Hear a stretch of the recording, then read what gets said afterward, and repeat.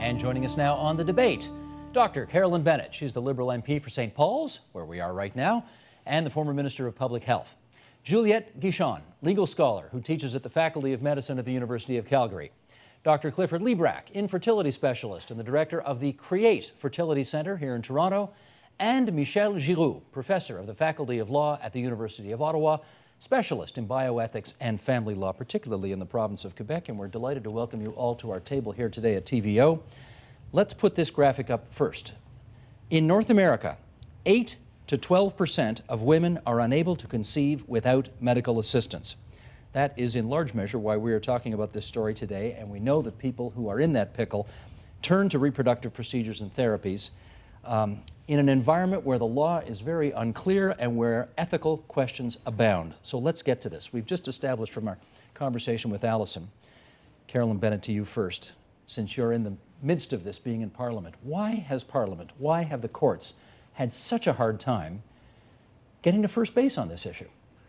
Well, because it's a ethics and the idea of what the law does with things that are icky but not really unethical, or maybe not a danger to humanity, that there's just not been a real ability to do this in our complex federal system, where certain things are federal. Obviously, the practice of medicine is provincial, and there's been a very a great difficulty stick handling your way through that.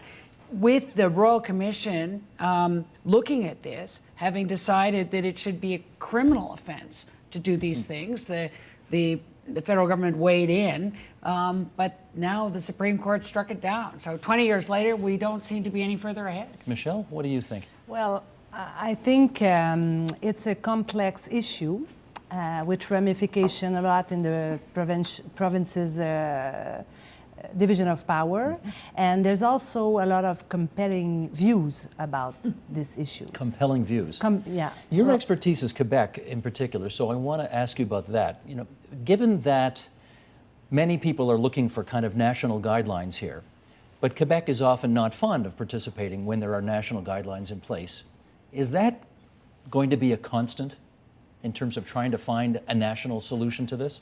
Well, I don't think so. I mean, I'd like to make clear the fact that the Quebec government, yes, contested some sections of the Act, but not all of them. And the one that were truly, criminal law matter, pit and substance of criminal law matter, were not contested by the Quebec government. So yes, Quebec, I think, is probably more an autonomous province than some other provinces in the rest of Canada. But yeah, I mean, I'll stop here. Okay, Clifford, what's your view on that? You know, I think, to pardon the pun, this whole law was ill-conceived. That is a bad pun. It is a bad pun.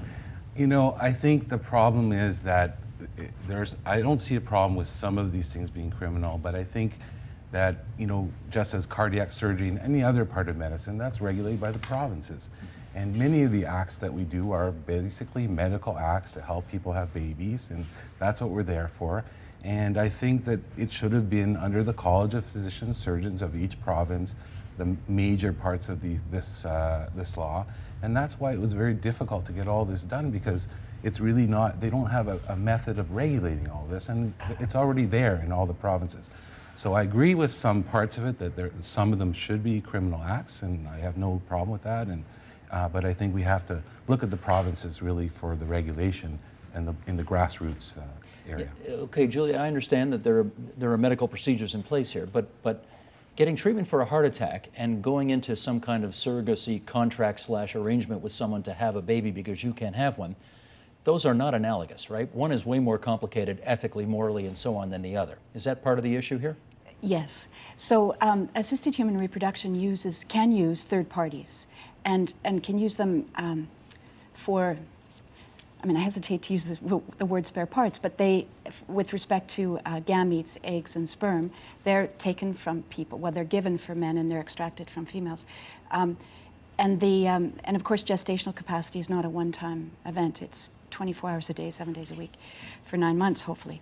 So, so it does affect third parties, but also it was argued before the Royal Commission that it affects society in general, how people are brought to life and what the family form will become, and so on. So it was thought by many to be well beyond what happens between a patient and a physician when, for example, they're asking, or they need an appendectomy, for example, that doesn't have broader implications. Now, whether the broader implications should affect what happens in a physician's office is another issue. Well, let me follow up on that. Carolyn Bennett, if person A and, let's say, husband A and wife B can't have kids naturally, so they go to person C and they say, we'll make a deal with you, and you know, you help us, you carry the child. Where is the state's interest in that? Well, it was interesting that even in 1985, the Ontario Law Reform Act thought that the state should have an interest in this, in whether it's a vulnerable person that's been sort of preyed upon to do this, whether in terms of a power differential. But I think where the state is particularly interested is when that baby's born, and if there's any controversy as to whether all of a sudden the birth mother decides to keep the baby, or by then the couple's divorced and they say they actually have not really any interest in this anymore, that there was a certain understanding that now ends up a problem in society. So if everything goes tickety-boo, the state has less of an interest. If it goes south, then the state has an interest. Is that what you're saying? Well, and I think that the other piece that was so compelling, I think, as a family doctor, is that when people are really having trouble getting pregnant, it's very easy to say, turn the page, go and adopt, or there's lots of babies out there that need adoption, or even, you know, even on surrogacy, something like that. Get your sister or your cousin to do it, when lots of people don't have a sister or a cousin or somebody who could donate eggs, and so you need a system or a framework to help these couples who really don't know where to go, and therefore the state was to put in place an ethical, safe framework to make sure that where they go to get help is a ethical, safe place. As Cliff was saying, in most of the time, doctors, you can yank their license.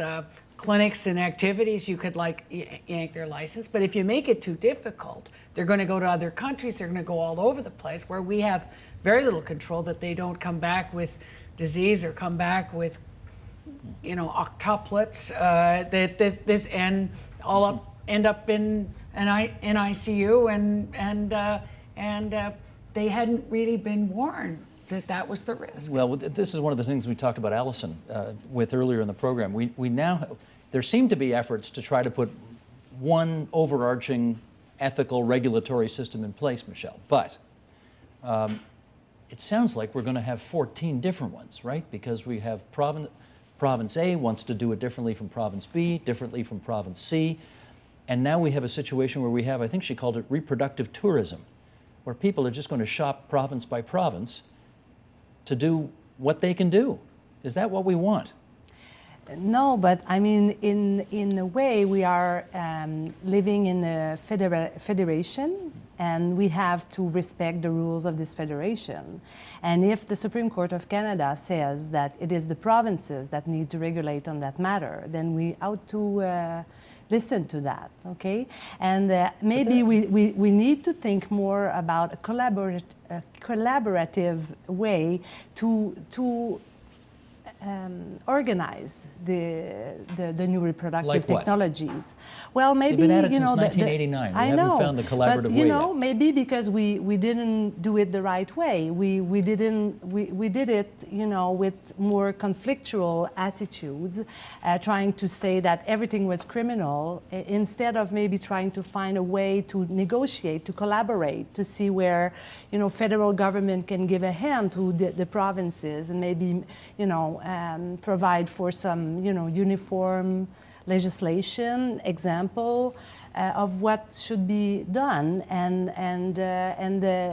you know, leave the way to the provinces for the rest of the issue. Well, I think in the blood system after Creever, I think that's the model you're describing, where there was a collaborative approach.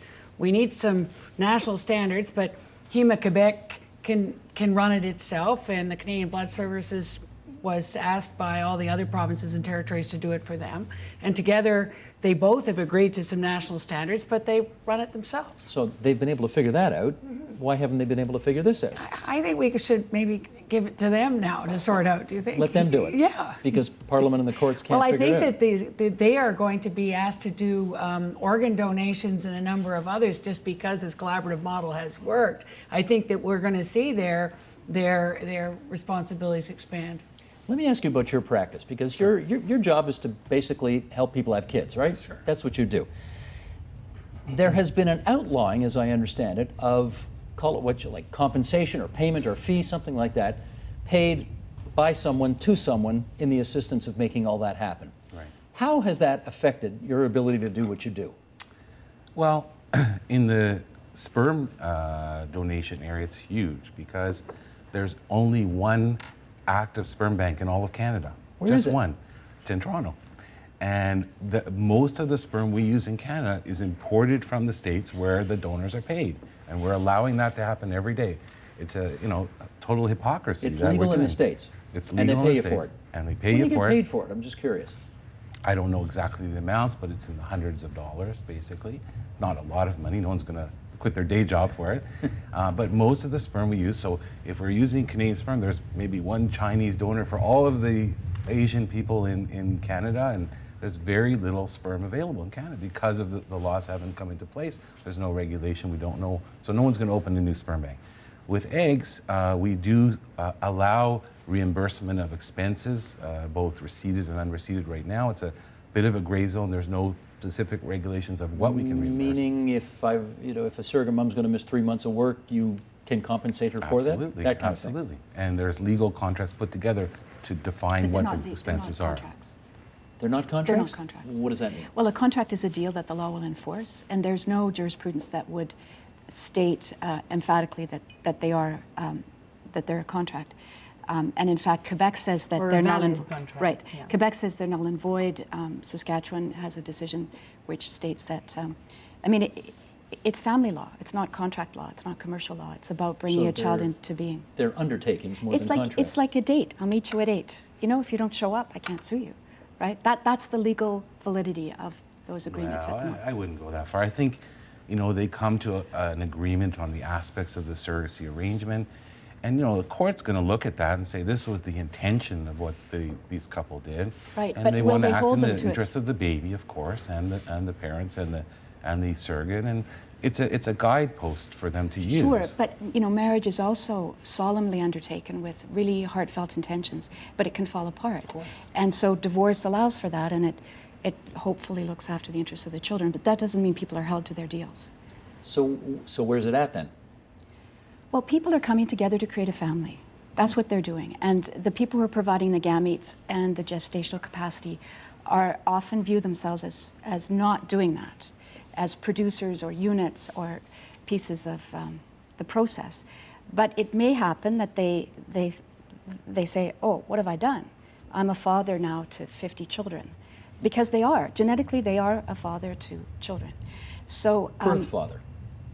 genetic, whatever, Genetic, yeah, yeah. right, whatever. I mean, the terminology hasn't come up, but what the enterprise is attempting to do is to say that this person is a provider of something important, but not of the greatest significance. But the children are saying, that's my some children, many children are saying, that's my genetic father. From my perspective, he's part of my family. That raises a whole host of issues about privacy, doesn't it? Are they entitled to know who their birth? I don't know what the language Well, then, is so here. then what I Birth ask father you is whose privacy? Because what the offspring would say is that it's part of me. Can't I create a sphere of identity around myself that helps me understand who I am and why I look the way I do? But the way it works today, Michelle, I think there's a greater willingness, I think, for the system, whatever that means, to encourage more openness in terms of adoption. you know, if finding out who your birth parents are, that kind of thing. Is that happening in this sphere as well? Yes, for sure. And I think it's happening, the way it's been brought up to courts is by comparison. It's the lawyers are making, like in the Pratton case in the British Columbia that deals with specifically this issue, they are bringing up a section 15 of the Charter arguments, which is an equality argument, which is comparing, you know, well, if children in adoption have the right to know where they are coming from, well, we might as well. Test tube kids are entitled to that information as well. Yeah, but in Canada right now, it's not allowed in none of the provinces, and even in the federal, framework that has been partly struck down, it was not allowed as well. So we must look at we must look at this question with the voice of the child, because the voice of the child has not been heard, yet. So we must look at Canada's obligation under, namely, the UN Convention on the Right of the Child, which recognizes a right to identity, which the right to know one's origin is one aspect of it. Why does that trump someone's right to privacy? Well, it's interesting because in the European Court of Justice, privacy is specifically the right that is used by children to emphasize the fact that they should know where they are coming from. So here in Canada, privacy is never used by the children. It's always used by the we don't hear the voice of the children. I want to reformulate this, but it's always used by the donors and the parents but even who wants to create the family. But Juliet? even it's not the case that all people who provide gametes don't want to be known to their offspring. That's not the case. But it's probably the case that people who create sperm banks would find it more cost-effective not to create and preserve the records. And it's a business. So if they could do away with record keeping, that would lower their costs. Yeah, but that's It's one a business. thing. Hang on, I want to hear from Cliff on that. The It's banks, a business, the eh? sperm banks, they are a business. Well, they do create, have a bank, and they make a profit. There's no question about that. But they do keep the records. They're obligated to keep records for long periods of time. And the amount of information now that is being given by each donor is tremendous. There's like pages and pages of information. I would hazard to guess more information than many people know when they marry their spouse, about their spouse. It's huge amounts of information.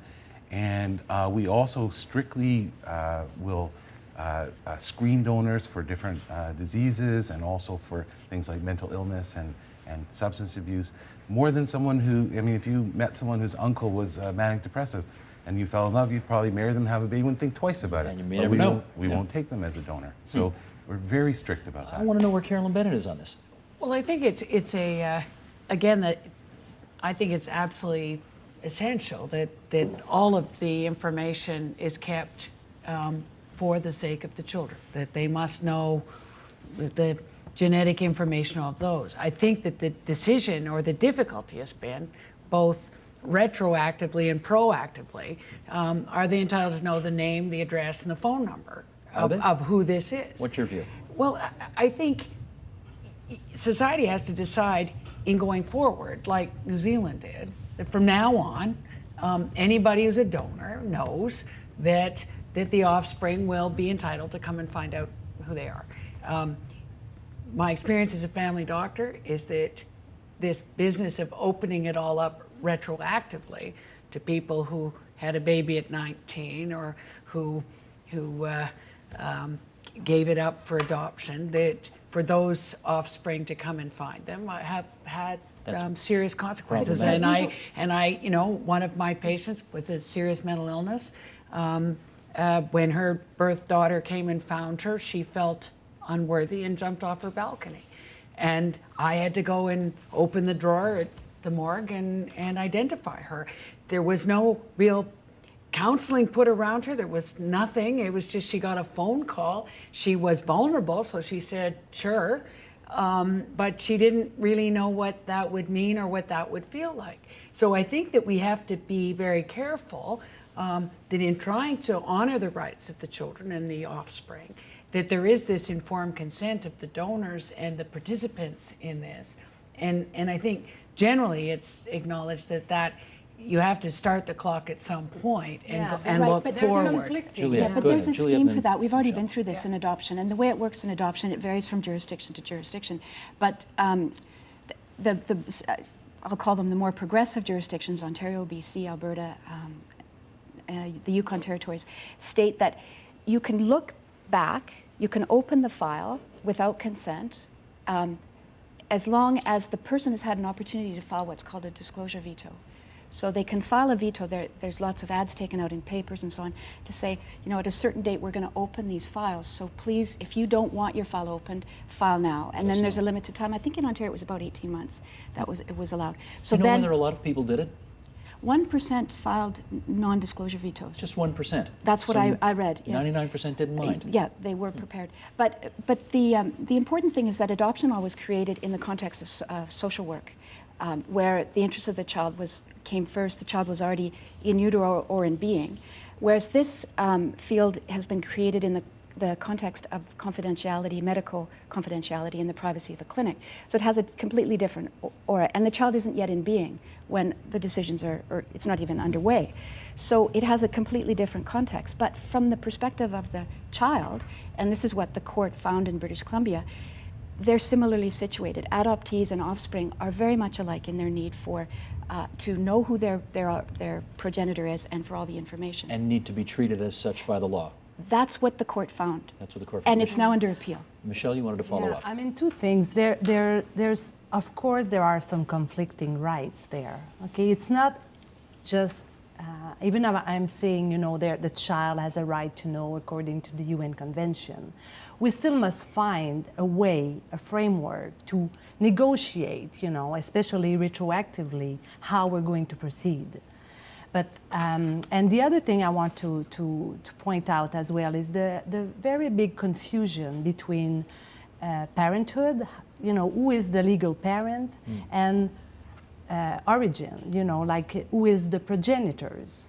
So, and like, for example, in Quebec, it is clear that the donor, this is the Article 538.2 of the Quebec Civil Code, has non-responsibility soever with the donor, and that is, you know, crucial. So that's one step that the province should take before, you know, getting into this issue, because if you leave it to the court, it can leads to a different, you know, case by case, different scenarios. Except if it gets heard by the Supreme Court.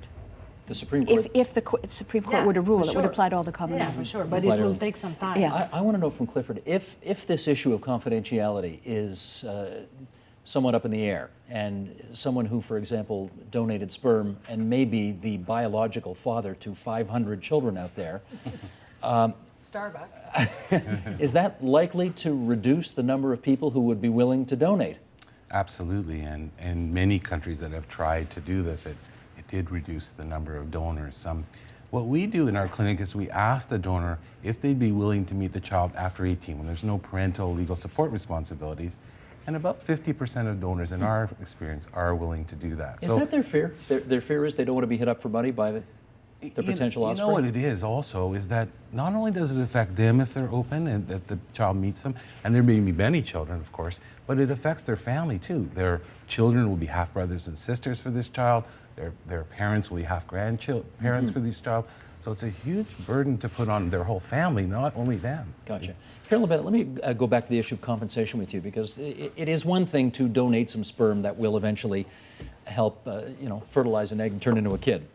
It's another thing to be a surrogate mother and carry that child for 9 months and then go through all of the, you know, emotional handing over. I mean, I guess for some people it's just a contract, but for other people it is an enormously emotional thing to do. Aren't women who do that entitled to be paid? Well, I think that was the big problem at the committee. I think that the Which parliamentary, committee?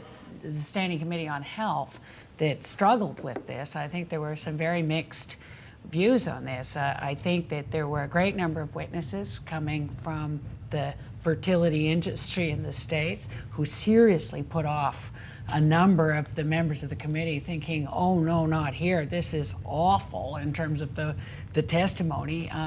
Yet I think Canadians also have always donated blood, and we're not so sure that the Americans were right to pay people for blood donation, so that there was a certain Canadian ethos on this that came to committee.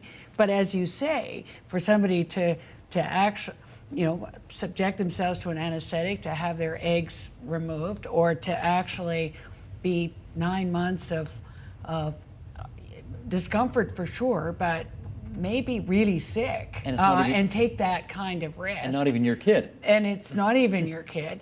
I think there was a view that if there were some limits put on it, that certain witnesses said that people are paying $40,000 for an international adoption, as long as you kept it in that range, that there was a number of people who were reasonably comfortable with numbers like that.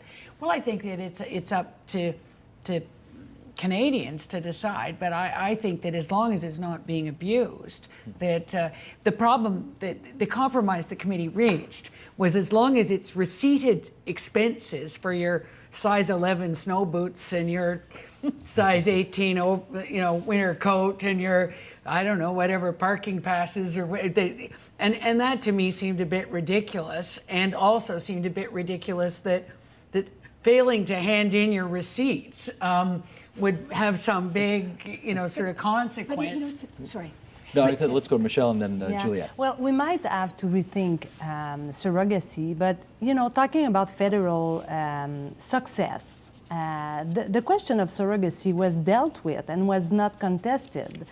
It was dealt with by the Federal Act, and that was not struck down. How was it dealt with? Well, it's not criminalizing surrogacy, which would be putting the surrogacy under the table and creating a whole lot of different problems, but it's criminalizing the intermediaries that want to make profit out of this and marketing out of this, and And also it criminalized the payment and the offer of payment. Yeah, so, and that's why, the only limit is you can get some compensation for, like Mrs. Bennett sound okay? Well, no, I don't think so. I don't think so. Too much? Yeah, I think so. That's too And much. but what is at stake here is that, there's different views on that, and and the Law Reform Commission of Ontario in 1985 had proposed that we legislate on the matter to make sure that there's no exploitation of women, and it has been left on the shelf, and that's where we get to the receipted expenses, because the issue was, how do we compensate without inducing the pregnancy? Because if money were inducing it, then there'd be the risk of exploitation, right? So if somebody's poor, There'd be a fine line somewhere in the middle, isn't well, there? it's very difficult, and that's why the parking pass sounds laughable. But it was an attempt to say, okay, if somebody is going to do this anyway, and now they're incurring out-of-pocket expenses, that's not fair. But if somebody would be moved to have to be pregnant and deliver and lactate and everything else for $2,000 because they're so poor, and somebody else, it would take them $150,000, we should take that into account, that people's utility functions differ. Okay, so I hear you, but does it not sound a bit insulting to say you're going to go through 9 months of hell, have this child, give it away? But don't do it. No, but and all we're going to do is pick up your parking? That does sound kind of... Yeah, you know it what I'm does. saying? It does. But the question is it employment, in which case it should be paid and well paid because there's no time off, or is it a gift? Like an organ, like a kidney. Do we know the answer to that? No. We don't. But I think the Canadian government thought that it was more of a gift than it was employment. Because if it's employment, there's got to be some standards. But even within families, that if you then give the weeks at the spa and the big Christmas gift and all of these things, it just somehow seemed pretty difficult to keep track of this. I think that the glossy magazines and ads and all these things seriously put people off, and I don't think we find that in the Canadian values that we want people, and we don't want people in poverty to think this is a career that where because of their vulnerability or because exactly it is exactly it's exploitation of women, and that's exactly why when Quebec decided to legislate on the matter, they considered that any agreement being just gestational or being having a link with biological link with the kid, it's not something that we want to encourage, because it's exploitation of women, commodification of the body of the woman, and also not necessarily in the interest of the child, because it's creating a child with the knowledge that you're going to abandon the child at the end of the pregnancy. But do you see a But comparison? there's different opinion, because I have a colleague of mine that just wrote an article saying, with a feminist point of view, I'm not saying that I'm endorsing this, but it's worth a thought. She says, well, we might as well consider paying very well these women, because in any case, it's there, and they're doing it. But when we decided to make this contract void and null, it's because we thought it was not in the interest of women and of the child. But the fact is that it is going on right now, so we might need to reframe this. Okay, but if you're a woman who has a friend who needs a kidney, and you're a very wonderful friend, and you're going to give up that kidney for that friend, because you got two and you can afford to give up one. Or if she's having trouble conceiving, and so you decide to have a baby for her. Is that the same thing, basically, legally, ethically? No. I mean, You how say could no. it be? Because how could a kidney be the same as a child? So we can treat these things differently. We ought to treat them differently. We must. I mean, the duty I have to my children is different than my duty to my kidneys. And at the moment in this country, do we treat those two things differently? Because what I think I'm hearing here, and help me if I'm wrong, what I'm hearing here is we certainly can't pay that woman for donating her kidney to her friend, but probably we ought to pay her something for having that baby for the friend. Well, I never said that. You didn't say it, but that's, Yeah. No, but this argument that because it's happening, we have to make it possible, I find an odd argument, because if we were to say, well, people are getting drunk and beating themselves up at the bar, so we got to make it legal. I mean, it's an odd argument. There have to be substantive reasons to make this legal and compensable, and even to induce people to engage in these agreements. And I don't buy the argument of the fact, of course, there are going to be maybe less sperm donor. But we must. But that's actually not proven. Sometimes it's well, stated in Sweden, for example, where in 1984 it was there was a ban on confidentiality. In the first year, there was a diminishing, numbers of donors. Physicians stopped recruiting. No, but recruiting. but in the future, it has gone a little bit more up. Maybe not to the stage it was before, but we see another kind of donor. More responsible, more mature, and also, it's not only about giving sperm and finding some sperm. It's all about creating a child, and we ought to give this child the full legal personality, and his right of identity is part of this. Okay, Clifford, you wanted to say. Look what happened in England. I mean, they totally limited egg donors, how much compensation they have, and the British were going all over the place, Spain, America, and they went all over the world to do they wanted to have a baby. It's not going to stop them. So they changed it completely around, and now they did increase, and they made the compensation more reasonable, so that it's not, charity that they're doing, it's altruism, that they're actually getting something to compensate them for what they're doing. Like Why it was not? before. Right, exactly. Not a payment, but a compensation for the trouble. And Carolyn Bennett. Certainly, I think the women that we saw at committee or we met that do this surrogacy work, I don't know whether it's just the ones we met, but they tended to be women that had one or two babies themselves. You mean of their own? Of their own. Mm-hmm. And now that with reduced families size, they were pretty good at it. They liked the way it felt being pregnant. They hadn't had any complications, and so they quite often had found a sister or somebody that really needed it, and they'd agree to do it. And I guess I guess what the legal framework has to do, that you want to keep it to those kinds of people.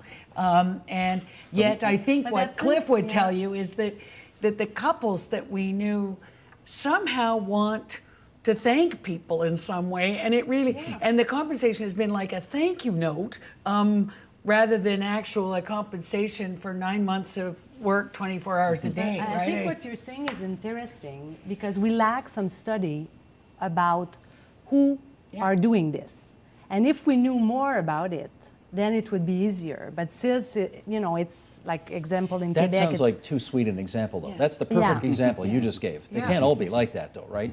I mean, there are some people... But if we knew better, the portrait, But then we could... there's Juliet. a fundamental problem with respect to making law on this subject, and that is that there's terrible suffering, which Clifford deals with every day, people who want to have a child. And so naturally he responds to the suffering, and naturally you did. But the fact is that and what happens in response is that a child is created. So what is the child supposed to say about the method by which that child is created? On the one hand, the child's very grateful for their life. Evidently they are. But on the other hand, they may be stricken by the circumstances, which is that they'd like to meet the woman who carried them, they'd like to consider that person part of their family, and so on. So when we legislate, we don't have a high volume of offspring who would be at the table, and even indeed at this table, yelling to say, you don't get it, you're not listening to me. And the power resides at the moment with the clinics, because there is no effective legislation. Well, let me ask you that. When you have a baby born as a result of the medical interventions that you take, how many names are on the birth certificate? You're talking about with surrogacy? Yeah. Well, with surrogacy, the name on the birth certificate in Ontario can be the intended parents, the biological parents, who then go on to prove that they are the genetic parents. So, But my point here, I guess, is that there's only ever 2 names at the most. absolutely. Should there be more? I mean, we're Why don't we ask the children? Because it most affects them for the longest time. And yet, what their definition of family is should be the one that prevails, because they had no choice in it. because in your research, children feel that they have a parental tie not just to... No, they wouldn't say, I love the person the way I love the people who reared me, but they do have a connection that is significant to them. We've been kind of in gray zone, right, for a long time on this issue, but you've still been doing your work.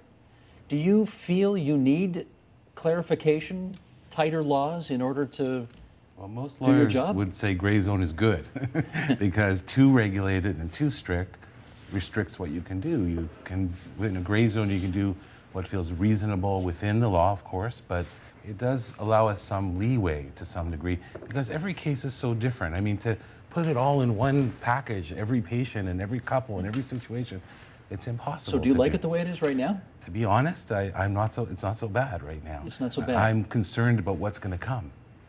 Because what could come that concerns you? That could restrict people that I'm helping every day to have children, that now they won't be able to have children here, and they can drive 2 hours and go to the States or other countries.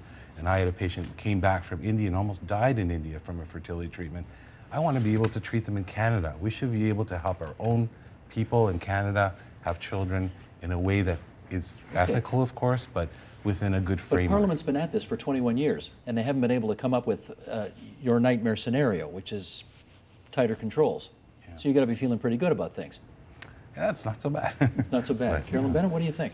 Well, I think that we need to get on with this, and I think... Get on with this means what, though? Well, I think Maureen McTeer's piece in the SOGC that said, look, Parliament... SOGC is the Society of Obstetricians and Gynecologists Journal. It actually did say, after this, pretty well the law was struck down, that we have to go back to the drawing board. I think that many have thought that everything, throwing in stem cell research, and it was practically an omnibus bill that we have learned to not like, that actually didn't kind of know what it was doing. It was just responding to the Royal Commission and using this big, heavy tool, which was the criminal law. And I think we have to be more elegant and creative in the way that the blood system came together, or in the other ways that provinces and territories could come together to try and get some national standard, like we did with the blood system. Well, you're in Ottawa 3 weeks out of 4. Do you see that kind of thing happening?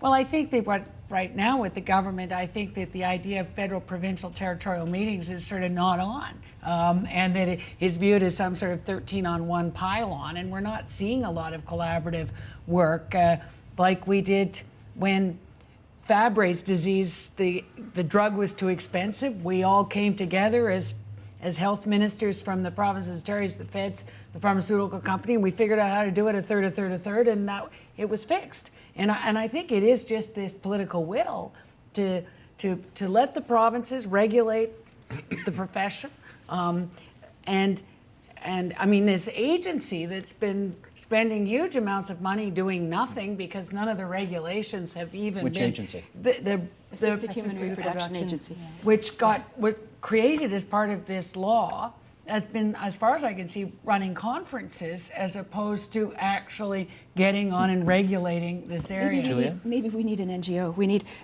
representatives from the children themselves who are now adults, the people who want the services, the people who are prepared to sell their gametes or give them away. We need groups to come together and come to agreement. But the Who's going to supervise that? The children who are conceived by these processes, they really have to be heard because they have important things to say. Well, but some institution in this country has got to make that happen. Whose responsibility is it to make that happen? Well, you know, I wish the Department of Justice, the Federal Department of Justice, would take some initiative and be unleashed to do it, and the leadership is important. They shouldn't feel defensive. They should just get on with it. Michelle, we have two people now saying they got to get on with it. What do you say? Just to go back to Dr. Liebrecht's points. I'm down to my last 30 seconds. It's not just about helping. Of course, I respect that it's about helping parents, but it's about creating a child. And the voice of the child, I agree with Juliette, must be heard. At what point? Well, from the beginning. Well, and we must think about the interest of the child, because right now we think only of the interest of the parent, and there's this right and desire that, you know, to have a child, absolutely, but sometimes without thinking further, you know, what are we giving to the child we're creating? I think we have established over the last 40 minutes why this issue is so complicated and has taken 22 years of our lives so far. Thanks to the two doctors for coming on the program today. Carolyn Bennett, the MP for St. Paul's, former Minister of State for Public Health, and Dr. Clifford Liebrecht from Create Fertility Centre here in Toronto. Juliette Guichon from the University of Calgary, Michel Giroux, University of Ottawa on the other side of the table. Appreciate your help on this, everybody. Thanks very much.